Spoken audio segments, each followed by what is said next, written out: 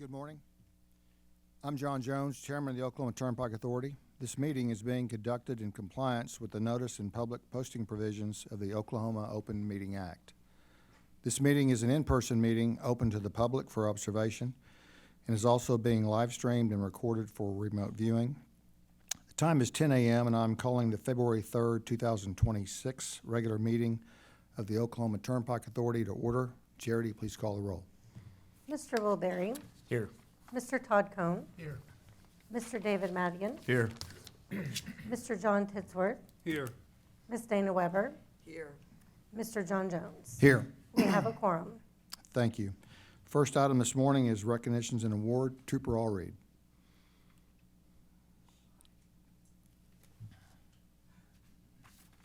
Y'all are very efficient this morning. You got me off guard.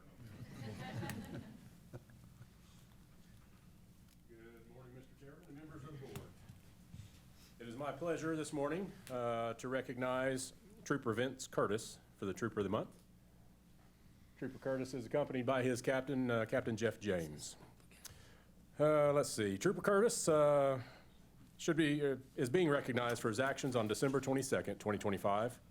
At approximately 20:35 hours in Tulsa County, he heard a call come out for Tulsa PD in reference to a collision that had occurred just off of the turnpike on 91st Street. Trooper Curtis drove up on the scene of the collision, did a quick assessment, had his his medical bag ready, quickly determined that the motorcycle driver involved in the collision had a severe injury to his leg, and Trooper Curtis then applied a tourniquet, which was later credited for saving not only the motorcycle rider's leg, but his life as well. So we just like this opportunity to present Trooper Curtis with the Trooper of the Month Award.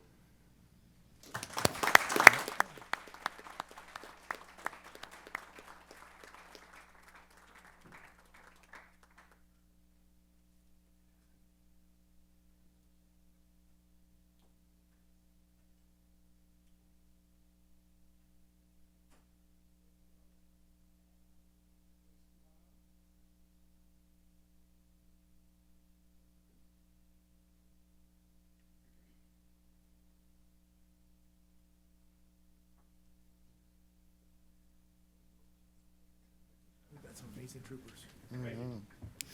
Thank you. I believe all the board members were provided copies of the minutes for our regular meeting of January 6th, 2026. Ask for a motion for approval of those minutes. So moved. Second? Second. Thank you, Ms. Weber. Please vote appropriately.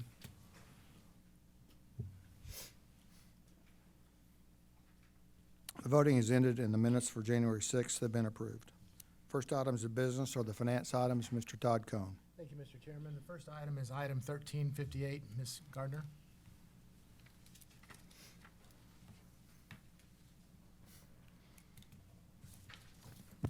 Good morning. Good morning. Item number 1358 is the payment register prepared by the Comptroller Division. This register contains all payments made by the OTA for the month of December 2025. The staff has reviewed this item and recommends it for approval. Any questions? If there are none, Mr. Chairman, I would move for approval of item 1358 as it's presented. Thank you. We have a motion for approval of item 1358. We have a second. Second. Thank you, Ms. Weber. Please vote appropriately.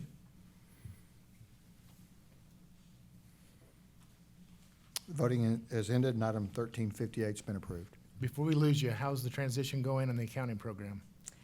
Thank you for asking. We actually were able to go live on January 5th of this year. That was our goal after a strenuous 10-month sprint to get there.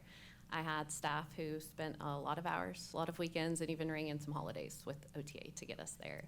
Right now, we're actually having to operate in two systems. We're operating under our old one until we complete our financial audit for 2025. Then we'll be able to transition to only one system and be fully in Oracle Fusion. But the small amount of time that we've operated in it, we have started to be able to see some efficiencies. We have less manual entry, a full procure-to-pay system. We've even been able to integrate with some of OTA's internal systems. So really excited to get there. And if I may, I really want to give a shout out to my staff. They did a wonderful job. Thank you all. Thank you, executive management, for your support of getting this off the ground. It has been a race to get there, but we did cross the finish line, and we're really excited about it. When is full transition and stopping to not doing dual entries? So the audit will complete at the end of March. So by April, we should be out of the old system completely and be able to operate solely in Oracle Fusion. So I'm sure the staff are really excited to get to that one system and out of doing dual entry. So, Great, thank you very much. thank you. I'd just like to say that for anybody who's never done a system like this, 10 months for something like that is actually pretty phenomenal. So really, really, really well done. Thank you. I would not recommend anyone try it for fun. It was a lot, but again, we were up to the challenge. So I was really excited to get it there. So, thank you all. Thank you. Our next items are engineering and construction items. Mr. Will Berry. Thank you, Chairman Jones. We get a whole lot of Mr. Butler today. That's right. First item is item 1359. Yes, sir. Good morning, Mr. Berry, Mr. Chairman, members of the board. Good to see everyone this morning. Engineering Division has 4 items we'd like to present for consideration. The first item here is 1359. This is construction contract awards for 3 projects. I'll make a presentation on each of the 3 projects and then make a recommendation for approval at the end. First project is T26501B. This is an access bond program project. This project includes the reconstruction of Turner Turnpike TPO Bridge number 0.85 and roadway approaches over the Deep Fork Arcadia Lake at milepost 136.2 in Oklahoma County. This project accommodates the future widening of the Turner Turnpike. Had 8 bidders on the project. Allen Contracting and Shell Construction and the joint ventures are low bidder in the amount of $21,647,634.39. This is about 12.1% under the engineer's estimate. So, good bids continue. Any questions? Are there any questions? If not, I make a motion that we, oh, Yep, still got a couple more. yep, I was gonna say. Sorry. No problem. Second project here, this is a mandatorily tied project, which is JKT 36603B and JKT 30703A. This is a mandatorily tied project.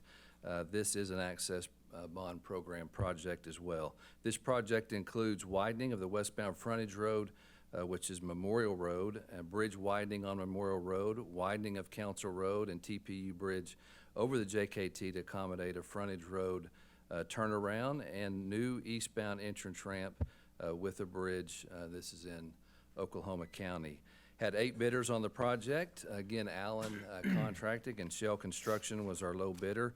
The amount of $12,152,557.91. This is about 20.1% under the engineer's estimate. This is a joint or partnership project with City of Oklahoma City. The city will be responsible by agreement for the JKT 30703A, which is a little less than $3 million of this contract amount. Any questions? Third project here, this is a capital plan project, TMC 140. This is pavement rehabilitation of asphalt on the Turner Turnpike from milepost 189 to 197 and the eastbound exit ramp near milepost 218. And this is in Creek County. Had 3 bidders on the project. TJ Campbell was our low bidder, the amount of $7,794,612.29. And this is about 4.3% under the engineer's estimate. Again, this is a capital plan project. Staff's reviewed all these bids, and we recommend approval on all 3 of these projects. Are there any questions? I just had a comment or a question on the first 2. You said we had 8 bidders on those 2? That's correct. That's quite a good number. That's a great number. Yeah. That's a great number. As we get, we're gonna have a lot of work to let out in 2026. We might see a decline in those numbers, but hopefully not. But yeah, really great numbers. Any more questions or comments? If not, I make a motion, we approve this item as presented. Thank you. We have a motion for approval of item 1359. Do we have a second? Second? Thank you, Ms. Weber. Please vote appropriately.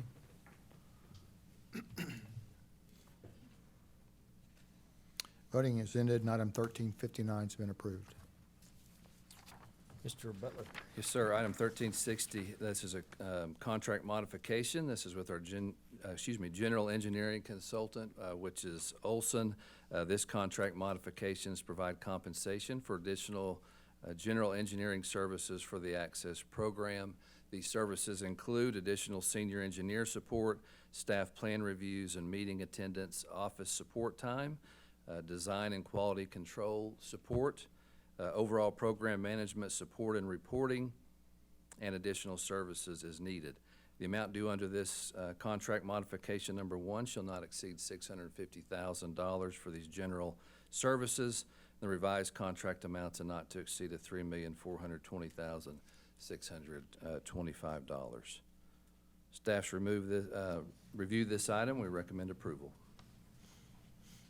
Is there a time allotted with this number? Like, is there an amount of time, or is it just, Yeah, this is anticipated to probably get us through at least 2026, hopefully further into 27 as well. And I anticipate we'll come back and ask for, at some point, hopefully next year, for another modification for these services. any other questions? If not, I make a motion, we approve item 1360 as presented. Thank you. We have a motion for approval of item 1360. Do we have a second? Second? Thank you, Ms. Weber. Please vote appropriately. Voting is ended, and item 1360 has been approved. Mr. Butler. Yes, item 1361, this is submitted for the consideration of the authorities, a request to authorize the director to enter into a joint project agreement with the Oklahoma Department of Transportation to facilitate the design, purchase, and installation of dynamic message signs and closed-circuit television cameras at strategic locations across the Turnpike network. The total cost of the authority's participation in this project shall not exceed $15 million over a period of 2026 through 2030. This is the second agreement that we'll have in place. We've done this one time. Under the previous agreement, we've installed 15 cameras at 15 different locations. There's typically 3 to 4 to 5 cameras on a pole or at a location. We've installed 15 locations. We have a project with 15 more locations that we're currently working on, and then we're wrapping up 4 digital message boards a project as well. So this was under the old agreement. This will allow us to continue on. ODOT is expertise in this intelligent traffic systems, these cameras and boards, so they're helping us out and being a partner with us on this project. So staff reviewed this, and we recommend approval. Are these cameras and message boards used primarily where we have new construction and things going on, or just various places on the turnpike? Yeah, these are permanent locations. ODOT has a robust cameras and boards intelligent traffic system. We've got into that here the last 5 years.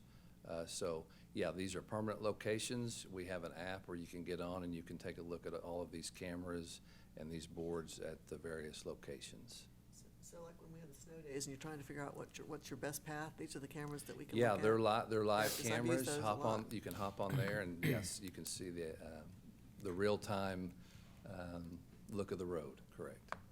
Well, I appreciate those. Those have been very useful. Yes, absolutely. The data is also stored. The Video? Yeah, the video's stored. What happens today is stored, so you can go back if you need to. Yeah, I'm not sure how long it's stored. It is stored for a period of time. I can check on that and get back with you. Yeah. Oh, yeah, absolutely.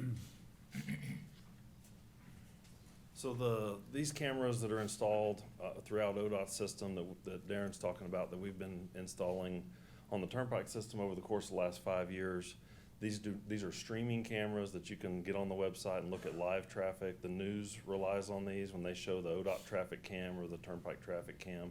That's what they're used for. It is not stored. Oh.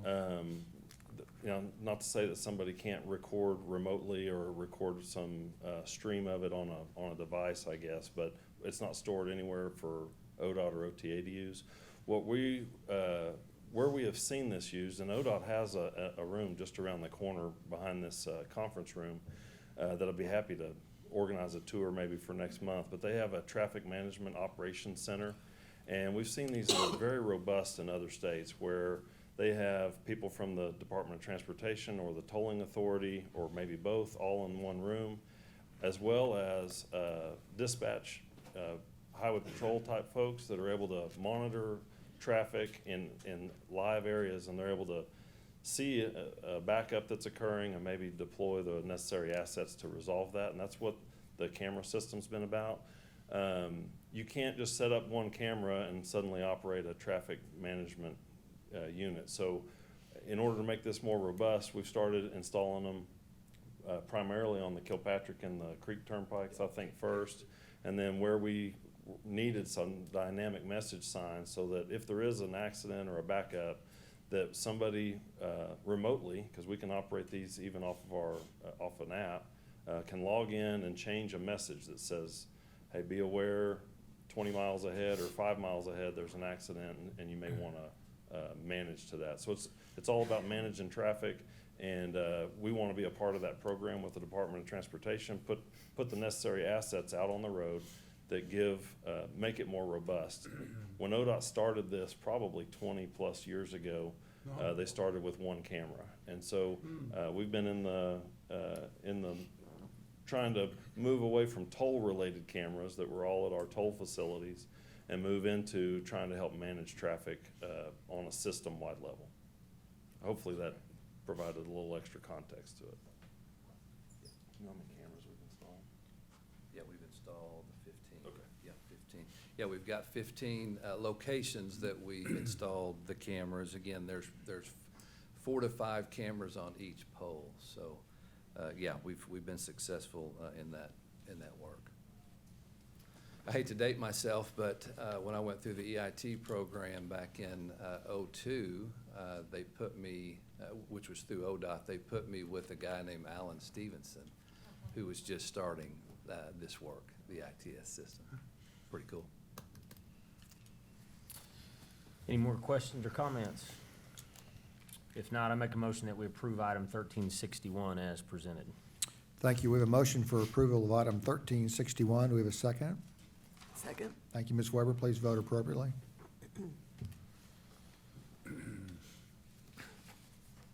Voting is ended, and item 1361 has been approved. And the final item, Mr. Butler. Yes, item 1362. This is resolution to assign numerical highway designation to certain turnpikes. Submitted for the consideration of the authorities, a request that the following resolution be adopted and that a fully executed copy be placed in the permanent records of the authority. In consultation with the Oklahoma Department of Transportation, to sign and post numerical U.S. highway, state highway, interstate highway, or roadway designation is appropriate for the Creek and Muskogee turnpikes. That is, add the designation of I-644 to a 32.79 mile stretch of the turnpike known as the Creek Turnpike, which is also designated as State Highway 364. This is beginning west of Tulsa at the junction of I-44 and the Creek Turnpike, and continuing to the east of Tulsa at the junction of I-44 and the Creek Turnpike. This also will add a designation of I-343 to a 52.31 mile stretch of the turnpike known as Muskogee Turnpike, also designated as State Highway 351. Beginning at the junction of the Creek Turnpike and the Muskogee Turnpike and continuing south to the junction of the Muskogee Turnpike and I-40. Staff's reviewed this item and we recommend approval. Happy to answer any questions. Can you educate us and our vast listening and watching audience about how the numbers are chosen? Would you like to come back up, Joe? Maybe Trent. ODOT assigns these numbers. They go through AASHTO, they go through ODOT, and now we're here for an approval through the authority, and ultimately they'll go on to the Federal Highway Administration. But So the current designations, Darren, so the current designations are state highway designations, and these are interstate highway numbering system.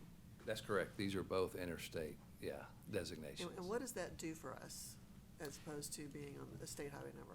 Yeah, I think anytime you're and Joe could maybe speak to this more, but anytime you're the owner of a roadway or a highway, interstate's the highest designation you can get to, right? So if you own and maintain and operate a highway facility and you're building these facilities, you should try to get it to an interstate designation. I mean, there's a number of reasons for it. These are high-speed facilities with limited access. It's perfect for moving interstate traffic. So I think that our goal has been to, if these are close to meeting interstate designation, it makes sense to have them labeled as such. So one of the things it does is say that it's one of the highest quality, meeting all the standards to That's equal correct. interstate. Okay, That's correct, yes. thank you. Yeah, I'm gonna try not to butcher this, Chairman.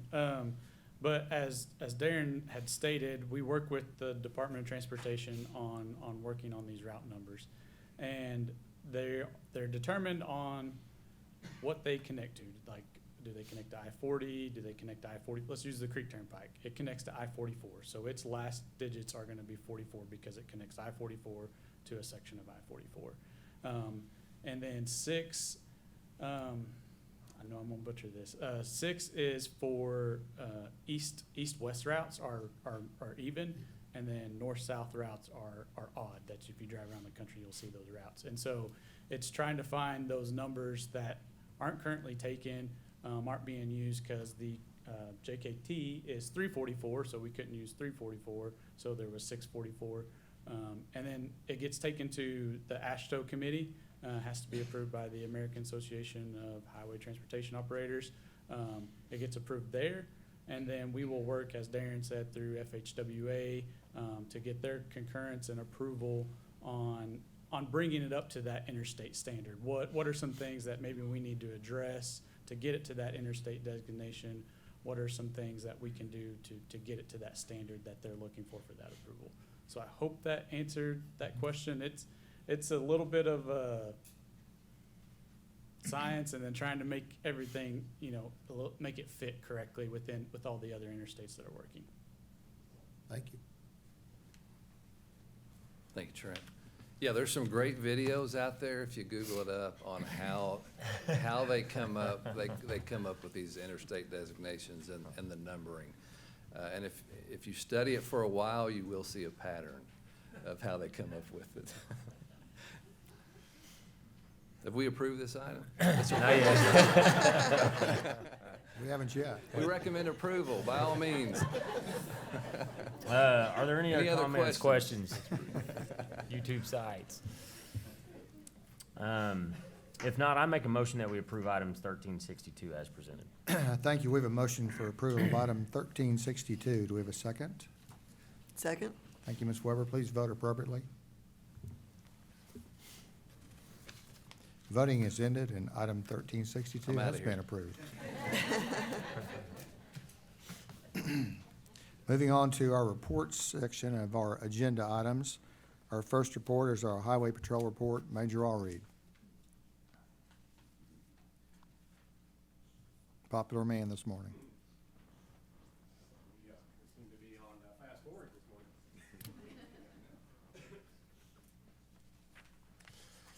Okay, Mr. Chairman, members of the authority. For the month of December, Turnpike troopers made 8,512 violator contacts, assisted 1,458 motorists, and investigated 151 motor vehicle collisions. Troopers worked 1,314 shifts, averaging 232 miles per shift, for a total of just over 304,000 miles driven. For the month of December, unfortunately, the Turnpike system reported 4 fatalities, 3 criminal interdictions, and again, we finally got that aircraft assignment carried out, which I hope to be the first of many coming up. So if there's any questions. I have my usual. On the fatality side, again, do we know, are we wearing seatbelts? I'm a slow learner, but I am a learner. I have figured that out today. Out of those 4 fatalities, one of them was a suicide. A pedestrian jumped out in front of a semi-truck. One was unknown. Vehicle crashed in the back of a semi in the crush, and the extrication process prevented our troopers from determining whether the seatbelt was in use. And then 2 of the fatalities, there were no seatbelt in use. So, again, we cannot reiterate it enough. Buckle up before you even start down the road. Put the cell phone down. Get to where you're going safely. Any questions? Thank you. All right, thank you. Appreciate the information. Yes, sir.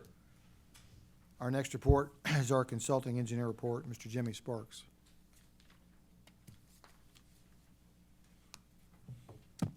Good morning, Chairman Jones, members of the authority, Director Kelly. Concerning the trust required services, we are beginning our 2026 in-service facility inspections, as I kind of highlighted last month. So over the next few months, we'll start to see some of the results come in and kind of start the new planning process for the capital plan upcoming. I did want to call attention to 2 projects. One is the recently opened Turner Turnpike Bridge over State Highway 66 at Wellston, and obviously a lot of good publicity about getting it reopened and how quickly it was. But I did want to remind everyone that with the completion of that project and the demolition of the old bridges, that removed our 2 fracture critical bridges from our inventory. So a lot of good things there with that project and that reinvestment.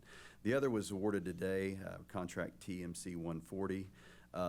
It's not to say just a Turner asphalt rehabilitation project, but one of the things that working with maintenance and engineering is trying to balance as we look forward is how many more rehabilitation projects do we need in advance of the access program. So trying to, and we've already seen with what's been accomplished through the Driving Forward program on the Turner, where we've been able to focus those rehabilitation dollars on other projects on the aging system. A lot of that has been the completion of the cable barrier and the diamond grinding and dowel bar retrofits on some of the older concrete pavements. So anyway, it's, trying to, how many more between what maintenance does, and they do a great job of the smaller repairs, trying to extend that life ahead of the access program.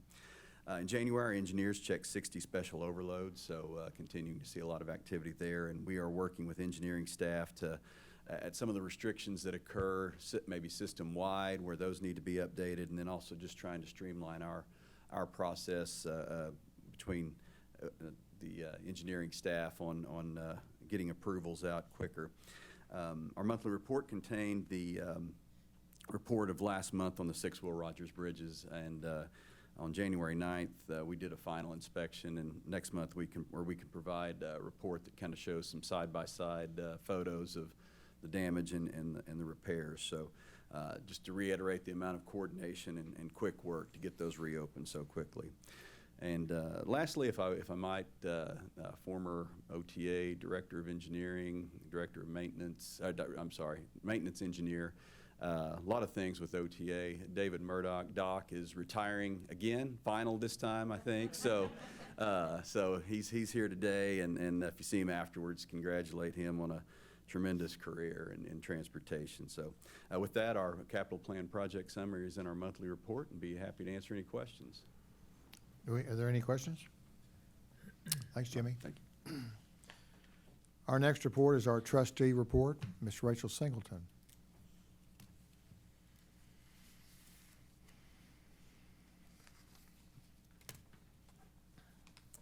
Good morning, Chairman Jones, members of the authority, Director Kelly. As bond trustee to the authority, all monthly debt service transfers were made for the semi-annual payments due to the bondholders as required by the trust agreement. To our knowledge, all other requirements set forth in the trust agreement have been satisfied. Questions on my report? Any questions? Good report as always. Thank you. you.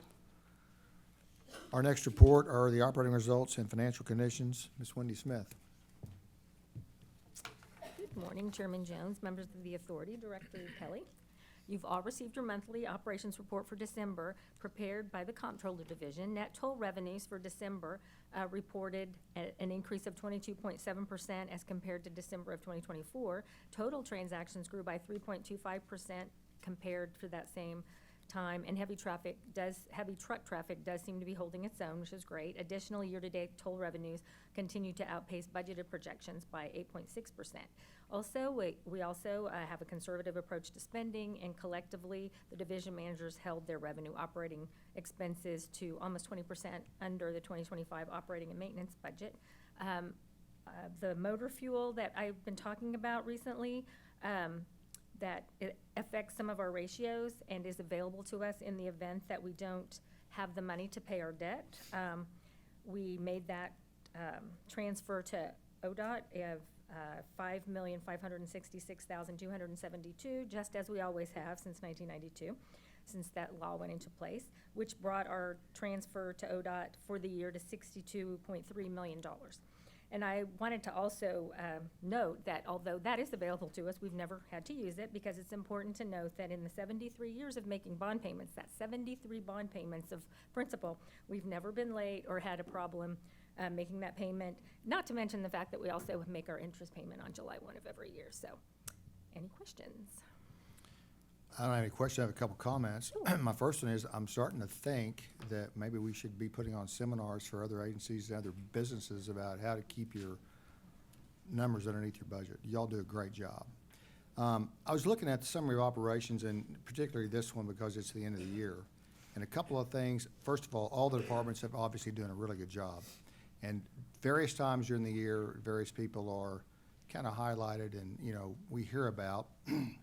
But there's a couple that kind of struck me, and I wanted to point them out. The first one is business operations.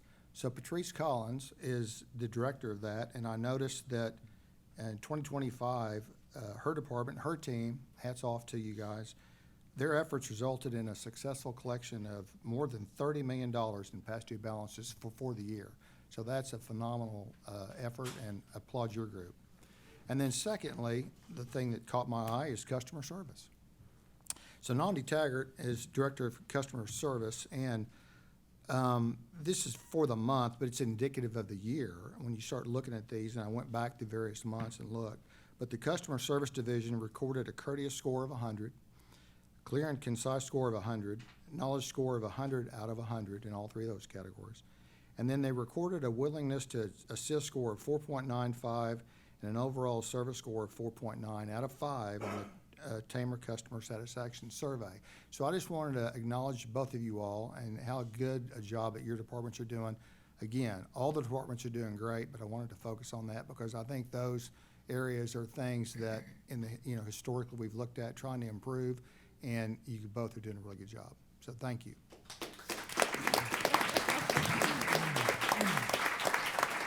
Thanks, Linda. John has a comment. Make a comment. I received a call this past month from a lady that had an issue and was asking about toll payment and something that was going on, and I told her to give a call. And she called me back, said I got it taken care of. She said, I have called customer service several times, and those people never failed to get me taken care of. They were the best customer service business that I deal with. And that is very good, great words to hear. Yep. Thank you.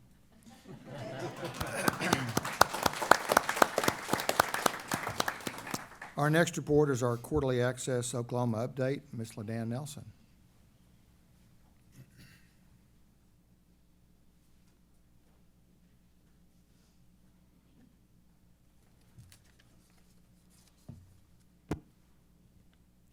Good morning, Chairman Jones, members of the authority, Director E. Kelly.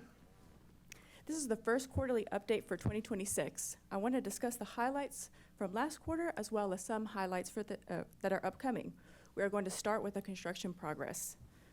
The first one up is the Turner East of Bristow project. The mainline paving, the median wall, and the light poles are complete. We plan on opening this $98 million project in late February.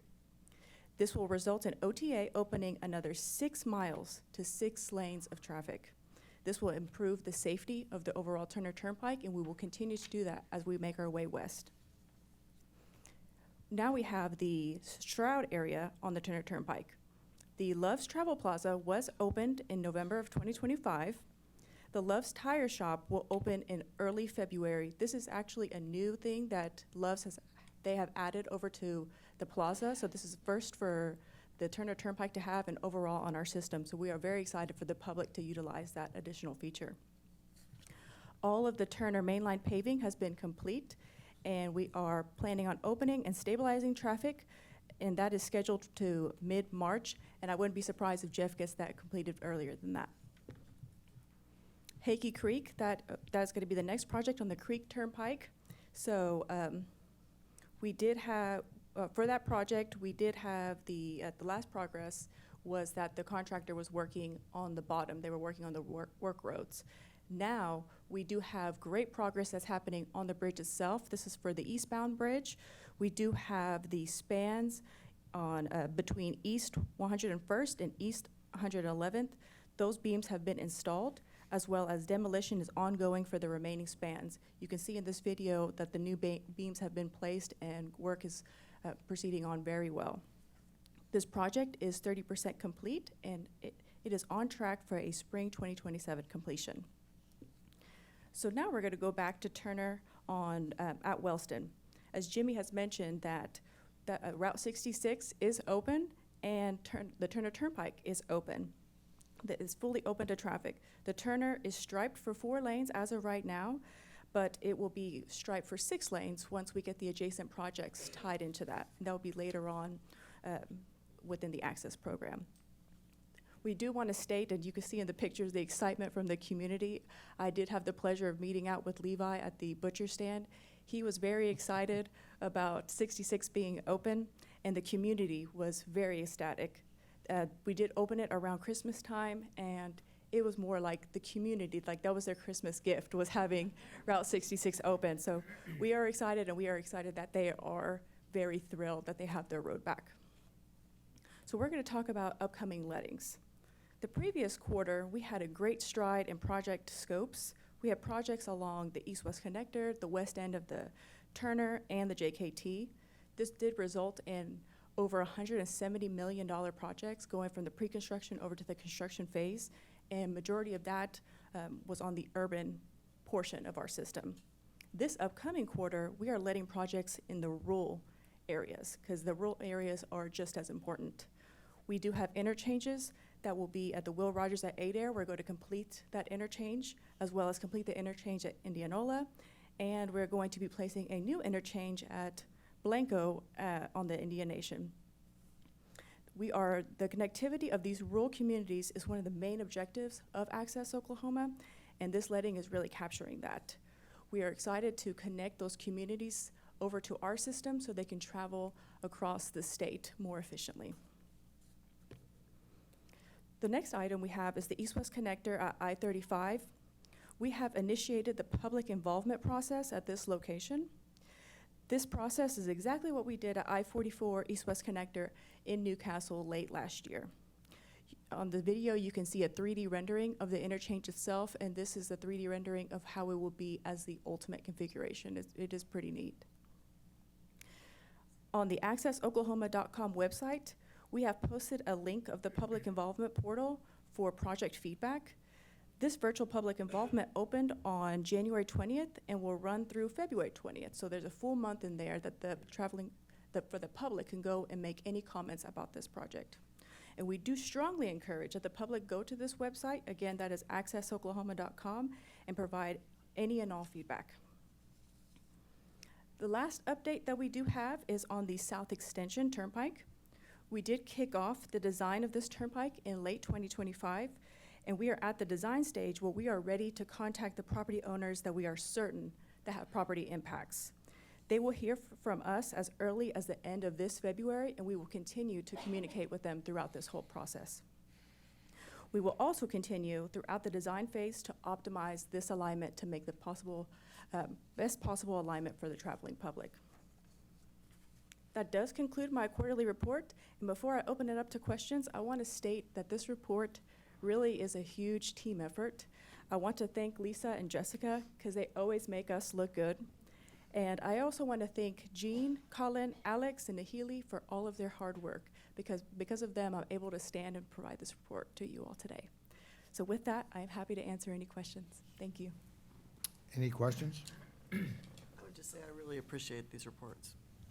Thank I've you. got a question. So, Yes, sir. once the new 6 miles of 6-lane open, how much further is it from there to Bristow? Approximately? Oh, it's probably less than 1/4 of a mile, sir. Okay. Yes. So we're technically there, with the Yes. exception of what's gonna go there? Yes, and then Perfect. at the very end of this year, we're going to be letting the Bristow interchange, so we are going to be capturing some more work in that area. And we thank you for awarding the project, one of Darren's agenda items, that is connecting the west side of the Turner. So we're making our way on both ends towards the middle. So, thank you. Thank you. Our next report is the Director Report, Director Joey Kelly.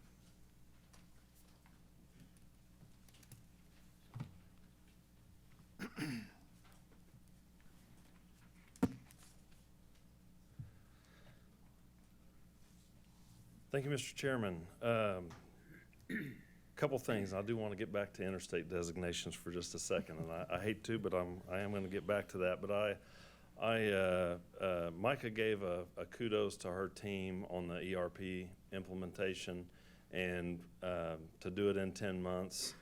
It was originally planned to take 2 years for us to get that implementation done.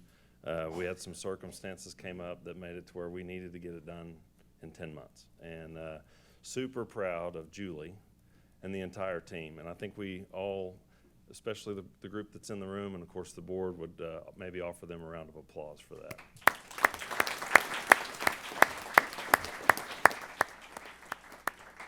They are not kidding when they talk about late nights. There's a lot of times I was leaving late from the office myself. I thought it was late, and then I learned that they were still there until even a few hours after me.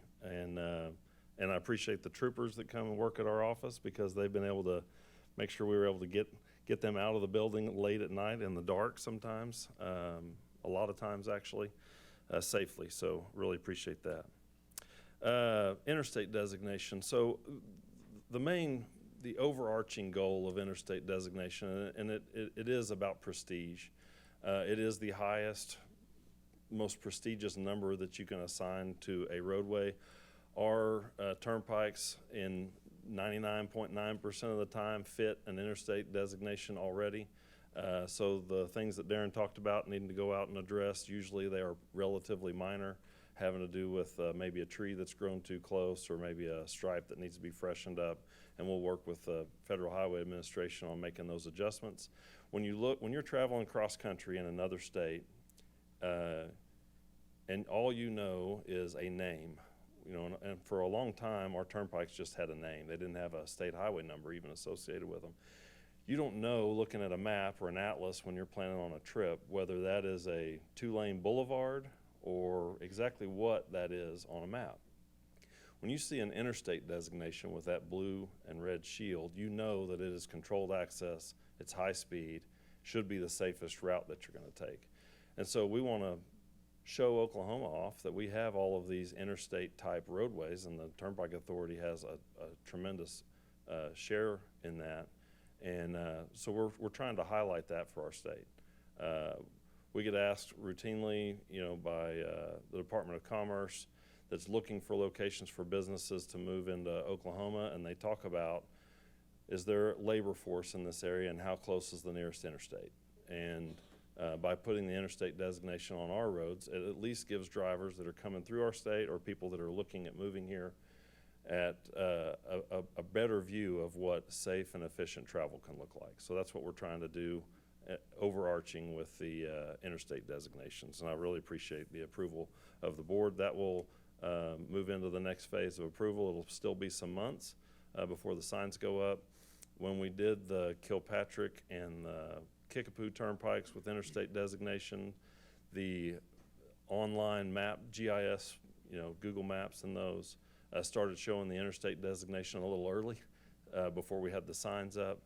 We'll get the signs ordered, and hopefully we can get the mapping softwares to align with our timeline as well.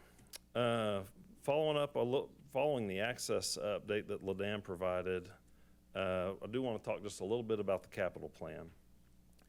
The Turnpike Authority has three major places that toll revenue is placed, one being the debt payment that is made every year that Rachel talked about and Wendy elaborated on. The other one is our operations, but really most significantly over time has been our reinvestment back in the roadway. So our capital plan encompasses bridge rehabs, pavement rehabs, shoulder and guardrail, dowel bar retrofit and diamond grind, even some of our maintenance buildings that need to be worked on or rebuilt, and then pavement reconstruction.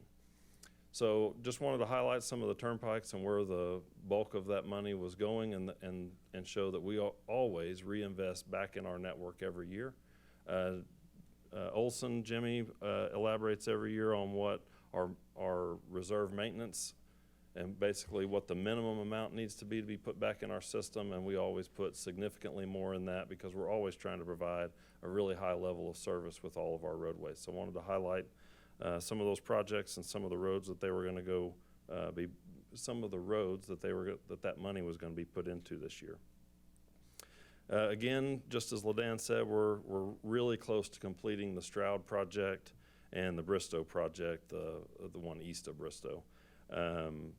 We've had such great support from the community in Wellston, the community in Stroud, and Bristow on all of the access projects that have been done to date on the Turner Turnpike, and really looking forward to getting that next 6-lane section done. People ask, why did you start on the east end of the Turner Turnpike to do the widening? And if you will recall, maybe, back in 2015, the most accident-prone, the place where we had the most accidents was on the east end of the Turner, from Bristow east into Tulsa. And after we got the 6-lane done, it's not accident-free because we can't drive the cars, but the number of accidents and the severity of them has greatly declined after we got the 6-lane done and the lights installed. It's been a tremendous safety improvement, and we look forward over the course of the next decade finishing the Turner Turnpike and getting it 6-laned. Shifting just a little bit to the topic of right-of-way acquisition. Last month, and I was just a little bit ill-prepared for some of the questions, Mr. Cohn, that you were asking of Todd Gore, our right-of-way chief. I just want to talk just briefly about how the Turnpike Authority determines the need to purchase property for a turnpike project. So, the routes that we are building are all things that were outlined in statute that have been talked about and drawn on napkins for decades. And, we come to the aid of the Department of Transportation when they have a need that, like I-35, where there's so much congestion and accidents in that area, and the forecast shows that traffic is growing, especially recently was in Ardmore, and I mentioned that you can hear the heartbeat of Texas coming across the border. That is growing. The DFW Metroplex is growing into Oklahoma. And that is creating more and more traffic on I-35. It is our state's #1 freight corridor, even when you compare it to rail and all modes of transportation. The heaviest traveled route is I-35 on the south side. And so after we've determined that there is a need and it's been enabled in statute, we get about the business of doing design work. That engineering design establishes where the footprint and what the footprint is going to be of a turnpike project. We try to keep that as narrow as possible, still meeting interstate design standards, because we want to have a safe roadway. During that design process, the limits of the necessary right-of-way are established. So the need is established during that design process. During the Driving Forward program, we brought long lists of properties to the board to approve. So the design process would occur. We'd come up with the legal description of those properties and then bring a long list, sometimes 2 pages of parcel numbers to the board to establish necessity, to check that box as we were still either initiating and in some cases had already begun the negotiation phase, making offers with property owners for that need. When we got to the access program, my desire was not to bring a 2-page list of properties. So we instead have waited until after negotiations have at least begun, and have tried to limit the number of properties that we're bringing to the board. If we can establish that, if we can negotiate with the property owner, it removes the need to bring that. That has created a little bit of a time crunch for Todd Gore. And the reason for that is, we have a date that we have, when we sold bonds, we said that we would have some connection between I-44 and I-35, sticking to the new routes at this point, but some connection from I-44 to I-35 complete by the end of 2027, plus or minus a few months, right? A lot of weather, lots of construction, lots of things can happen, but that's been our goal. We know about how long it takes to build these construction projects. We have great experts in Jeff and Trent, and we work with the contracting industry to make sure we're not giving a contractor a timeline that they can't meet. And a lot of times, they're able to bid the time down. That's the B portion of the bid that you see in some of those contracts. So we have a date that we want to be done, end of 2027. We have a timeline of how long this construction will take. And then we need utilities to be out of the way before that, and we need to have access to the property. So the challenge that our right-of-way group has had is to try to get as much negotiations complete as possible, so that when we do bring a necessity resolution to the board, we're able to then, after we've done as much negotiation as we can, and if they refuse to supply a counteroffer, one thing that property owners have utilized is the condemnation process to establish another value. Because the courts appoint 3 independent commissioners, they get another number. So whatever the Turnpike Authority offered, maybe it's nowhere close, maybe they don't want to respond, they're able to get another number to confirm or revise what our number is through that commissioner's award. So there's a lot of times that we're not going to receive a counteroffer before we're needing to move it into that condemnation process. So we're still evaluating, what the best and most efficient way is to move forward with bringing those necessity resolutions to the board. But my overall goal was to try to minimize the number of both agenda items and number of parcels on an agenda. So we're still taking a look at that, and we'll continue in the coming months to maybe revise what our process is. Talked about the interstate designation, and let's talk about the winter storm response. Most of the snow has melted at this point. There are still some slick spots around, but I think we've got a graphic that should be popping up here. Yeah, so for Winter Storm Fern, and by the way, Fern is my grandmother's name, so it's kind of was a little bit unique for me. So we had 144 snowplow operators. That doesn't include all of our support staff and the superintendents that are out helping assist monitor. Doesn't include the people that are following the tow plows, trying to keep traffic back off of them. So probably another 25 or 30 people in addition to the 144. We put 9,712 labor hours, 113,000 miles were treated. We used 6,500 tons of material, so that's mostly salt and a little bit of sand. Almost 37,000 gallons of mag chloride was spread across our system, and a total cost at this point of about $1.4 million, and it's going to be a little bit more than that as we're still getting some payments made on some of the things and restocking and repairing some of our equipment. But just wanted to highlight that when a storm like this is coming, and this was very significant, we don't have storms that affect the entire state very often. The last one would have been somewhere around 2011. And but we started preparing for this storm about 10 days out, paying attention to what the news media was putting out on weather forecasts. And then immediately we shift from getting our weather predictions from the news over to getting accurate predictions from National Weather Service. So starting about, I don't remember, 4 or 5 days back before the storm, Jeremy, we said we started doing twice-a-day calls with all of our state partners and some federal partners and managing the storm. So this is all conducted through the Emergency Management Group. They staff a emergency response center over in the Capitol Complex, or here in the Capitol Complex, that the Department of Transportation has a presence in and is able to immediately call those of us at the Turnpike Authority if we need to.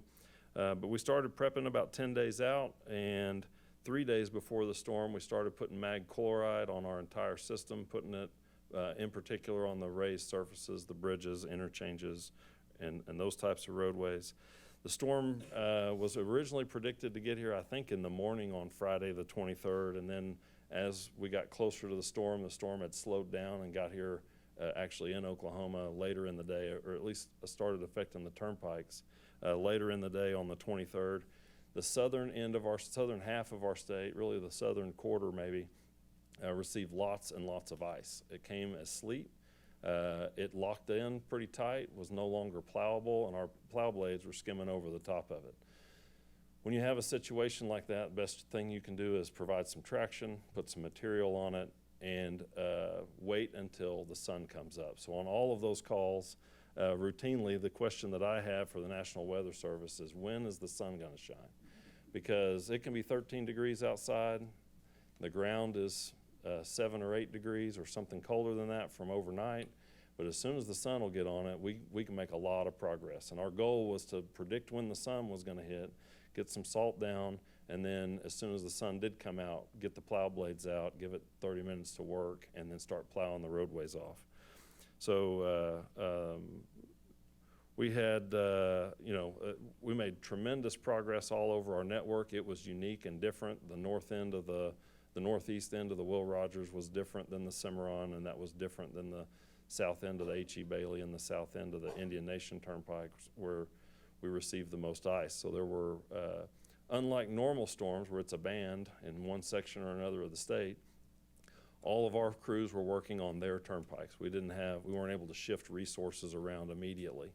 We did do that coming into Monday timeframe as the beginning of once we got into the next week, to try to heavy hit on some of the turnpikes that were still frozen up. So really big kudos to all the maintenance guys. Jeremy, I don't know how many hours Jeremy worked, but it was a ton. I haven't reviewed his timesheet or anything yet, but I do know, we were usually, we did a few calls 10 o'clock at night with National Weather Service.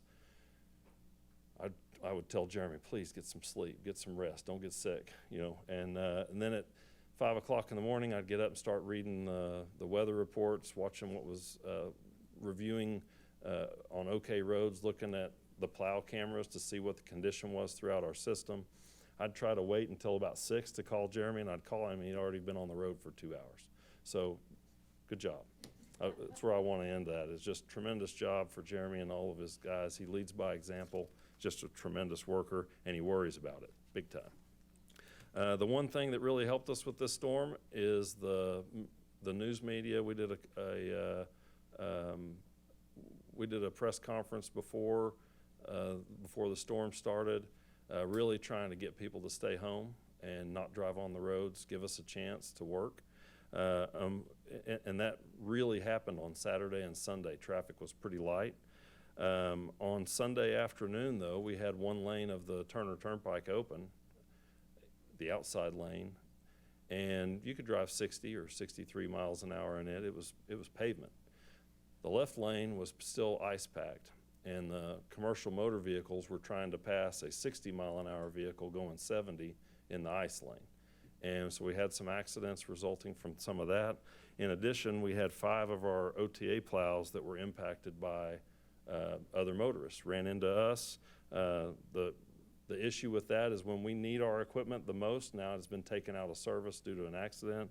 No injuries reported for any of our drivers. ODOT also had 5 vehicles hit, and ODOT's contractors, they have some contractors that do snow and ice removal in Oklahoma City. They had 2 vehicles that were hit. So still, people have got to pay attention to what they're doing when they're driving in unsafe conditions. I harp on this all the time. If it's at night, you should be driving a little slower than the speed limit. If it's wet, you should be driving lower than the speed limit. If it's icy or slick, you should be driving significantly less than what the speed limit is, and try to give our plow operators a chance to work a storm and make the biggest impact that we can. The material that we put down and the work that they did got our roads clear very, very fast. Oklahoma was really back open on Monday, still had some slick spots. The issue with a storm like this, especially in our construction zones where we can't get the plow to all of the snow, is that it melts and then refreezes at night. So we had crews out all the way into the following week, which was last week, still treating some of those slick areas at night, just trying to keep things as dry and as melted as we could. The last thing that I have is our safety message for the month. We are in February, which the holiday that we should all remember is in February is Valentine's Day. And so share your love for your family and friends by encouraging them to wear a seatbelt and always buckle up. Wearing a seatbelt increases your chances of survival in a crash by more than 50%. And with that, Mr. Chairman, I'd take any questions from the board. Thank you, Joe. Any questions, comments? Thank you. Well, that concludes all of our business for today. I ask for a motion for adjournment to our next meeting scheduled for Tuesday, March 3rd, 2026 at 10 a.m. So moved. Second? Second? Thank you, Ms. Weber. Please vote appropriately. Voting is ended and we're adjourned.